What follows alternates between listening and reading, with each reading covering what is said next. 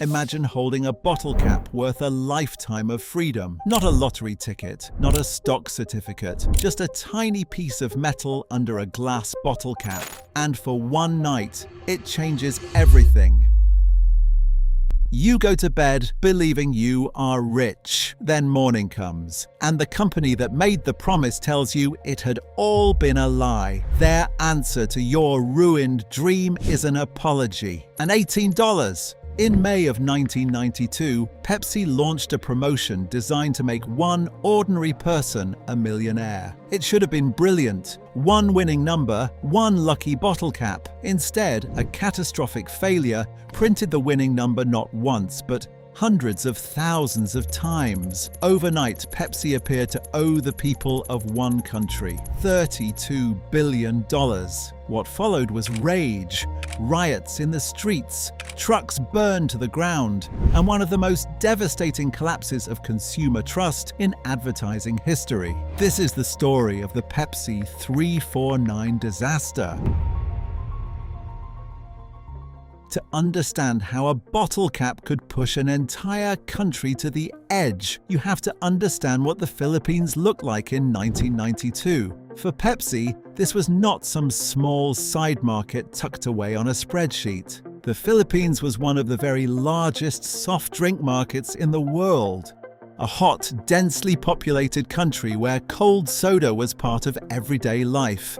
And yet Pepsi was losing badly. Coca-Cola held the country in an iron grip.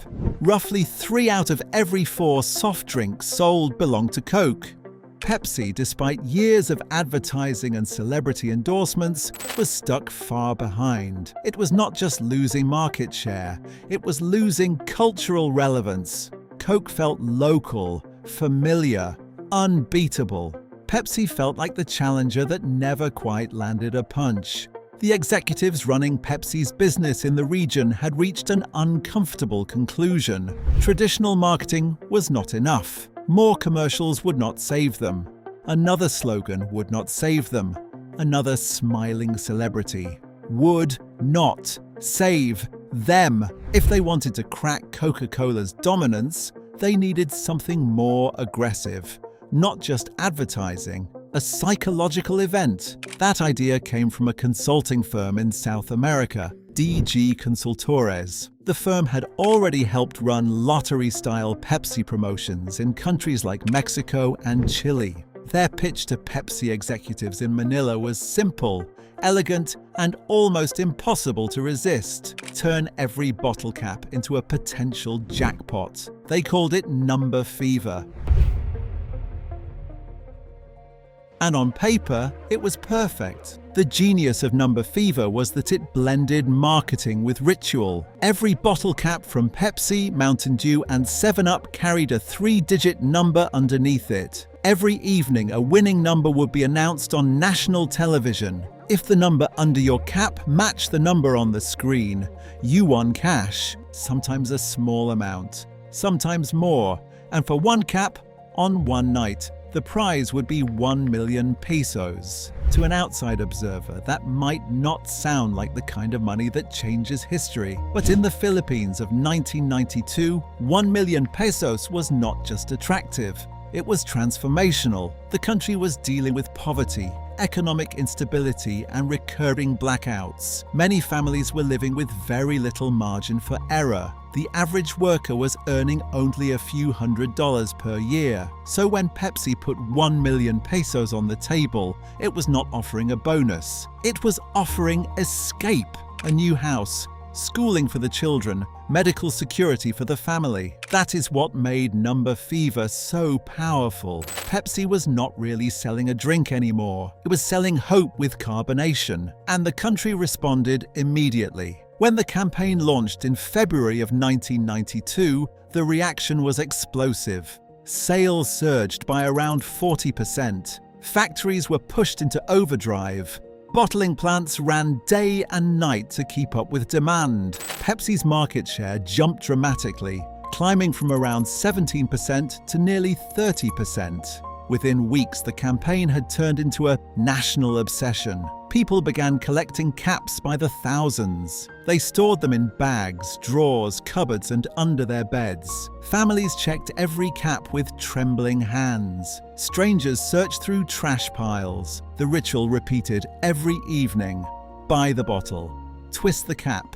Wait for the broadcast. Hope. Then do it again tomorrow. By some estimates, over 31 million people joined the promotion. In a country of roughly 60 million, that meant half the nation was emotionally invested in a marketing campaign created by a soda company. It was one of the most effective consumer promotions Pepsi had ever run anywhere in the world. And that success created the conditions for the disaster. Because instead of stepping back and locking the system down, Pepsi leaned further in. The campaign was working so well, and the victory over Coca-Cola looked so close that management extended the promotion by another 5 weeks. It felt like a bold move. In reality, it was fatal. The more successful the campaign became, the more pressure the system had to absorb. More bottles, more caps, more numbers, more opportunities for a single failure to scale into something monstrous. And then, on the evening of May 25th, that failure arrived. That night, millions of Filipinos gathered around their televisions to watch the grand prize announcement. This was no longer just a game. It was an evening ceremony, a national heartbeat. Then the number appeared. 349.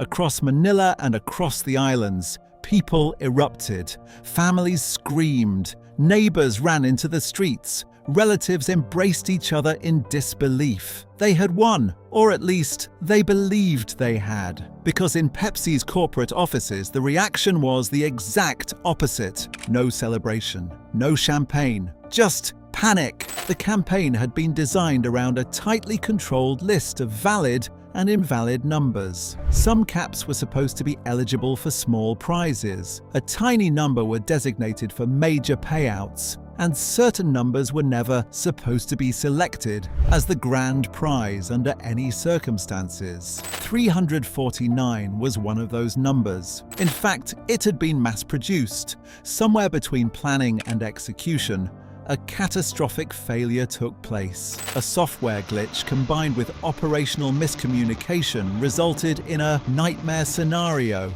The number 349 had been printed not on one cap, not on 10 caps, not on a few hundred caps by accident, but on roughly 800,000 bottle caps. 800,000 people now believed they held the winning ticket to a new life. Inside Pepsi, the arithmetic was instant and brutal. If the company honored the result as presented to the public, the payout would total around $32 billion.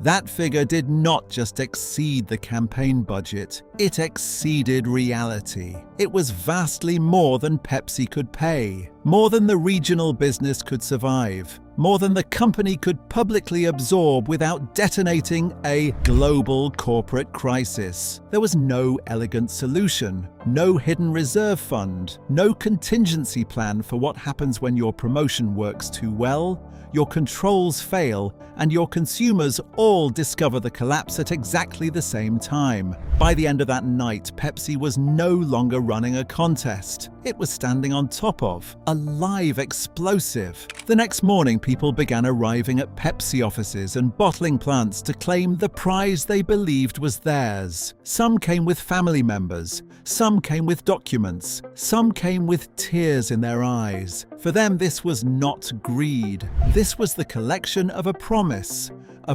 made by a global corporation, broadcast on national television, and stamped beneath a bottle cap in their own hands. But the gates stayed closed. And then Pepsi made the decision that turned a disaster into a betrayal. Rather than fully absorb the emotional reality of what had happened, the company framed the event as a technical error. Then it offered a so-called goodwill payment to each holder of a 349 cap. 500 pesos, roughly 18 US dollars. To accountants inside a boardroom, that may have looked rational. It would still cost the company millions of dollars to distribute, a painful but survivable cleanup operation. But to ordinary people across the Philippines, it was humiliating. The night before, many had already told their children that life was about to change. Debts would be cleared, homes repaired, futures opened. Now the same corporation was telling them their miracle had been downgraded to the price of a cheap apology. That emotional whiplash was devastating. Disappointment hardened into fury, and fury began to organize. Groups of angry cap holders came together under a shared identity. One of the most prominent was called Coalition 349. What began as protest soon spread into something darker, angrier, and far more unpredictable. Crowds gathered outside Pepsi facilities. Delivery routes became dangerous. Truck drivers became targets. Over the following months, at least 37 Pepsi delivery trucks were attacked, overturned, or burned. Some were struck with rocks. Others were hit with homemade explosives. Pepsi was forced to escort its vehicles with armored security. In some cases, the violence turned deadly. At least 5 people were killed during the unrest. Many more were injured. This was no longer just a failed promotion. It had become a national crisis and a global corporate embarrassment. Lawsuits flooded the courts. Thousands of claimants demanded payment, and the company faced years of legal battles that would stretch far beyond the initial crisis. Pepsi's market share gains evaporated. The brand's image suffered lasting damage. And in the Philippines, the campaign became a permanent symbol of corporate failure and broken trust. In the weeks that followed, the violence slowly subsided. Security forces increased their presence. Protests became smaller, then quieter, then less frequent. In court, Pepsi maintained that the printed number did not constitute a binding promise of payment. The company argued that the promotion rules allowed for error, and that the announcement had been invalid due to a technical fault. Over time, most claims were dismissed or settled for small amounts. No court forced Pepsi to pay the full price to the 349 holders, but the legal outcome did little to repair the damage that had already been done. Number fever remains one of the most infamous marketing failures in modern history, not because the idea was flawed, but because the system behind it could not contain its own success. It is a reminder that when a company ties its brand to hope, the cost of breaking that promise can be far greater than any prize it ever intended to give away.